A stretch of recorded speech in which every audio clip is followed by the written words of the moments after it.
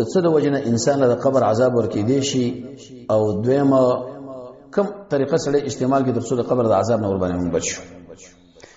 دا خبره هڅه ده چې د قبر عذاب حق دی. د اهل سنت والجماعت دا مسلک هم دی. د اهل سنت والجماعت ډیر انتهایی زیات عقاید دي، تقریبا 115 په عقاید هم تشریح کړي. یو پای کې دا چې د قبر عذاب شته.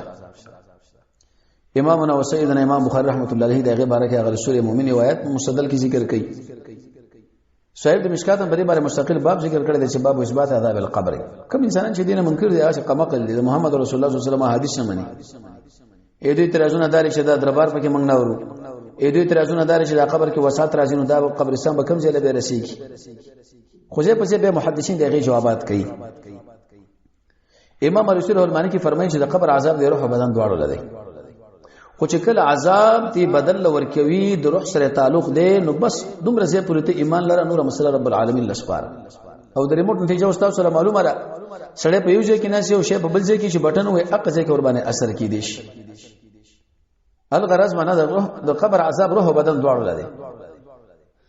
چا جسد مثالی ذکر کړي بل ذکر کړي دا غنه بنا بر هر تقدیر امدا امام الوسل المانی کی فرمایي چې د ایمان بالغیب دی. خو لیکن د قبر عذاب چې انسان نور کې دی شغه سره وجنه یو سړی تشمیته ځان نه ساتي. حدیث کې راځي چې استنزه من البول فإن عامت عذاب القبر منه تشمیته ځان ساتي ځکه د قبر عذاب په دې وجنه راځي. د قشان انسان شیطانی کې مسلمانانو مابین کې شرک چې کله سړی کوي او دې سره د مانځه پابندی نه کوي، زکات نه ور کوي او د مور پلار نه فرمانی کوي، قول کوي لیکن عمل ور باندې به نه کوي، زنا کوي.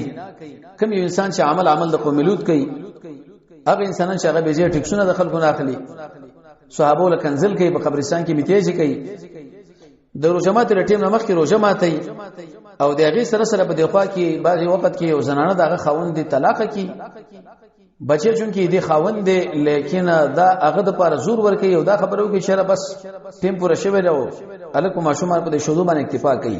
دې ویل کېږي اسباب د عذاب قبر د بچکیدو لپاره به ډېر علاجونه دي. سړی به تور مثال حدیث کې راځي آیت سورته ملک لوري د قشان شهادت محمد رسول الله فرمایي سړی چې شهید کیږي دغه لپاره غشپک مډالونه ذکر کړی دي.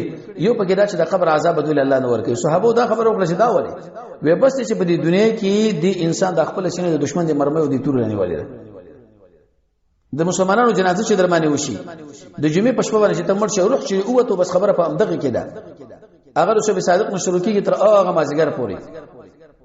اې دی وجه رسمن اسلام له دا خبره ذکر کوي چې کله انسان مړ شي بس متصل دغه دفن د انتظار نه کوي. صحابه ودا خبره کوله موږ چې مړ شو متصل به موږ دفن کوي. دا سي مور پلار نه دا بچی چې دی هغه حج وکي کوی ورنو باسي صدقې ورکي.